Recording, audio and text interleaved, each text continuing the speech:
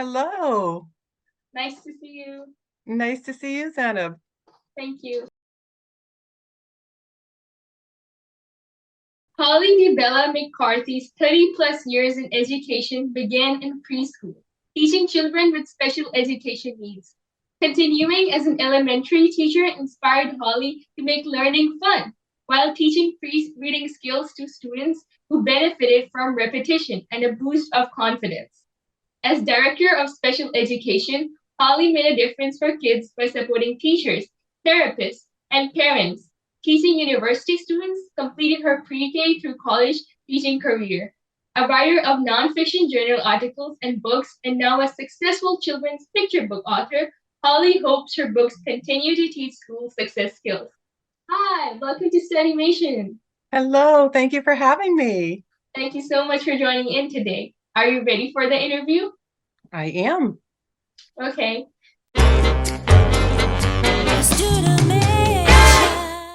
You have authored and co-authored several articles published in professional education journals and books. You're also the writer of 3 nonfiction books and a Chicken Soup for the Soul contributor. And now you have published your own picture book, Dilly Duck Plays All Day. Why did you decide to publish your own book? Well, as an educator for over 30 years, I taught students in pre-K through college.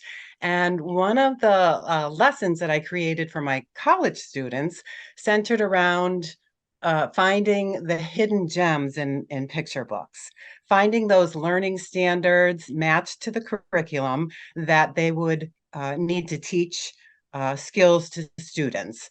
And they would bring in their picture books and we would look through them and try to weed out all of the lessons that are contained in picture books, whether they be academic or social emotional. And I taught them how to use picture books as learning tools because when I was teaching in preschool and kindergarten, I was always searching for books that I could use to reinforce strategies that I was teaching and skills that I was teaching. And I taught the same lessons to parents as well. And so although I've been writing for adults for years, I was inspired by people's reactions to these lessons that I developed. And I loved watching the light bulb go off and how people discovered how to use the same picture book for multiple reads with different purposes. Wow, And I knew when I retired and I had more time, I was going to write books for kids that were both fun and educational. that's so cool. Your picture book, Dilly Duck Plays All Day, is a colorful counting and rhyming picture book while also showing how life is better with friends. How did you use the character Dilly Duck to convey this message? When I was a little girl, my father, who was a police officer, brought home a baby duck that he had rescued while he was on the job, and I raised her. And I took her for walks around our neighborhood, and she was quite a hit. And at that time, at 4 or 5 years old, I was extremely shy. I didn't like to talk, but when I brought Dilly around the neighborhood, I had to talk to people and I had to get them to understand my answers to their questions. I had a speech delay, and most people couldn't understand me at that age. So Dilly helped me to practice my speech, to become better at articulating my words. And ultimately, Dilly helped to build my confidence to start talking more and start talking better. The Dilly in my picture book is a leader. She is accepting of whomever she meets. She embraces all traits. She's confident. She knows what she wants. And she knows how to use kindness to get what she wants. And at the end of the day, having a friend group feels really good. That's a beautiful message you're conveying. Thank you. Why did you choose pre-K and kindergarten students specifically as your audience? I believe it's very, very important that we send kids to school with the skills they need to be successful. So kids enter school ready to learn. Kids enter school confident. Kids enter school with a high self-esteem. My passion is raising kindergarten-ready kids. That's my platform, and providing parent tips for building pre-reading and early math skills and social emotional tools to give their children the best chance at school success. Awesome. As you're a professional educator and advisor for pre-K and kindergarten, you understand the psychology of young minds. How is your creative process different for most of the authors? That is a very great question. Thank you. I I really admire the children's book authors who create stories that trigger imagination, who write their stories in such a way to captivate young readers, and who develop their stories with that one goal in mind. My approach to writing for kids is more of a two-prong approach. I craft the story and I infuse academic lessons at the same time. So as I write, I'm also thinking as a teacher. And how can teachers use this book in their classroom to make learning fun? And how can teachers and parents use my books to teach early literacy skills? And once the book is done, I create extension lessons to go along with the book to help teachers and parents and caregivers um, get as much learning out of the book as possible. So I I understand the value of learning through play and learning through fun, but I also understand the value of teaching specific skills at the same time. Right. Since you also provide pre-K and kindergarten reading success tips for parents and teachers, what does success mean to you? Success to me is helping others to find success.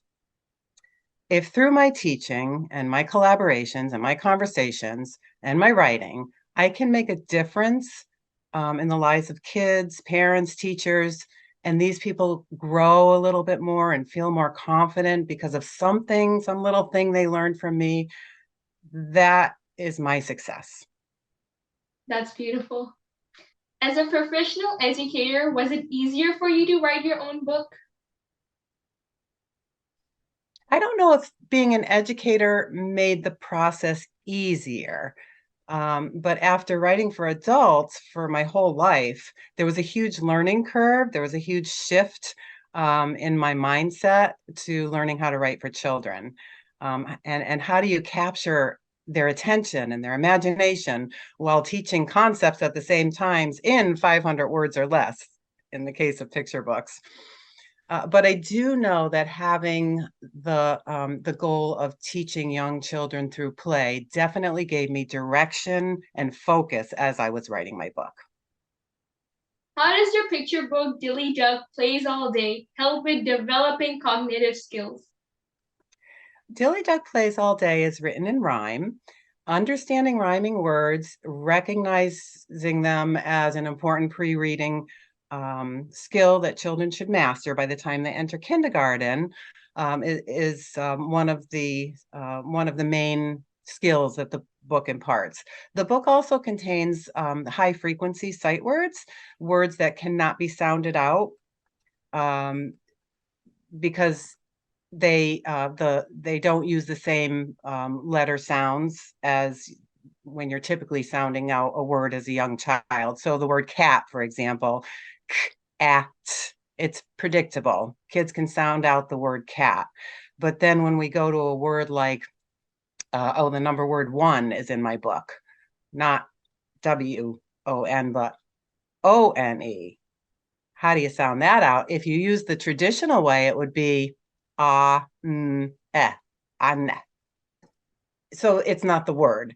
So that's a high frequency sight word. And I really tried to infuse my book with those words so that kids could gain that knowledge before entering school. And also, my book teaches early counting skills, one-to-one correspondence, adding by one, and it also exposes kids to emotional vocabulary. So we can ask, what does nervous or surprised or excited mean? How can you tell the ducks are nervous? Have you ever felt nervous? What does nervous feel like? So there's a lot of conversations that can be had to build up their understanding of social emotional feelings. Those are some great ways to help kids with cognitive skills. Thank you. Welcome. Now, many authors have come up with the idea of merchandising their books in the form of coloring books and plushies. How did you come up with this idea? Well, as I was waiting for my book to be published, so the author finishes writing the book, and then you send it to the illustrator. And there's a long period of time. Illustrators work really hard, and it takes a while to build the illustrations to match the story. And you're kind of left in this void. What do I do with my time? And suggestion was made that I look into marketing because that's another important part of being an author, the whole marketing piece of it.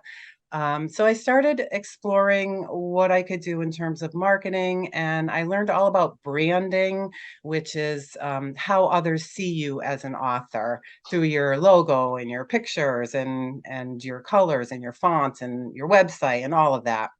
And as I was looking into branding, I stumbled upon many authors who are very well known and who who have created additional learning tools, additional things that kids can use to further their enjoyment of the book, like coloring pages. That's a simple example. Coloring pages are often on a author's website. Come to my website and download the free coloring book.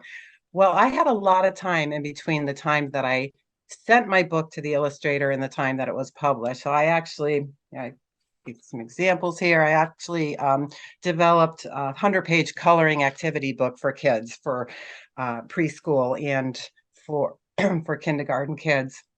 And because I was a teacher, I was able to create a first reader for kids. So kids just learning how to read, and it's all about Dilly Duck. But then, of course, I had to have a Dilly Duck to go with my reader because Dilly's the star of the reader. So one thing led to another, and uh, and then of course I created a 12-page resource guide to go with my book, all with the hopes that parents and teachers can use my book and make the most out of every single learning lesson within my book. The activity resource guide is filled with before, during, and after reading activities, discussion questions, how to have fun learning through movement and music, for example.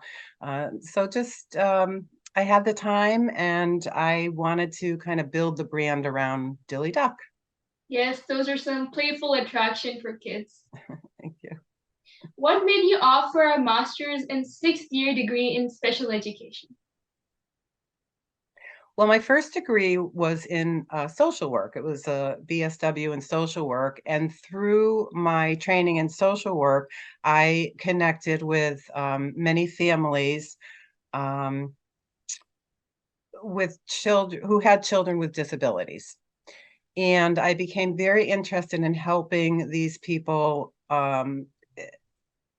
have less stress in their life, because when you have a child with a disability, there's a lot of stress that goes along with that. And so I started doing a little bit in social work in terms of group work around how to help have a happier home life with a child with a disability. And that led me into special education and teaching special education. I had an internship in a school, and I said, nope, this is where I want to be. I want to be in the school environment. I just loved it. So I got my master's in special education, my teaching certification in special education. And then after teaching for about 20 years, I recognized that I really loved working with other adults and collaborating and trying to figure out, how to plan best for a child with a disability, and how to plan so that they can be happier learning as well. So I love the job because I was able to work with parents. I was able to work with teachers, with occupational therapists, physical therapists, school psychologists, whole teams of people, all with one goal in mind: how to make learning for this child work, how to make their school a successful experience. And I found I really loved that. So that was the last 15 years of my career, working with others. I love what you do for such kids. Thank you. Welcome. What's the creative process like teaching children with special education needs? Well, special education is all about individualizing education for the needs of that particular child. So you're looking at one child and you're conducting assessment and you're analyzing that assessment, and then you're making a plan, an individualized education plan for that child. And you're bringing in lots of people to help you. You're bringing in, for example, if the child has fine motor difficulties, you're bringing in the occupational therapist. If they have social emotional difficulties, you may be bringing in the school social worker. So you're planning um, to teach to the child's strengths and bring them along, and find a way to teach them that may be a little different than many children learn, but it's how they learn best. Awesome. Before we end our interview, please share where we can find your books. Oh, thank you. Yes, I have a website. It's www and then my name, which is very long, and I'm sorry, but www.hollydibella.mccarthy.com. So hollydibella.mccarthy.com. That's my website where you can find all of my books and my dillies, and even some of my books for adults as well. And also my book, Dilly Duck Plays All Day, can be found on Amazon, Barnes and Noble, and really wherever books are sold. That's awesome. With this, we end our chat. Thank you so much for joining in. It was fun talking to you. Oh, and you are just a joy. Thank you so much. And Thank thank you. you for the work that you do as well. You're doing a fabulous job. Thank you. You're welcome. Bye. Bye.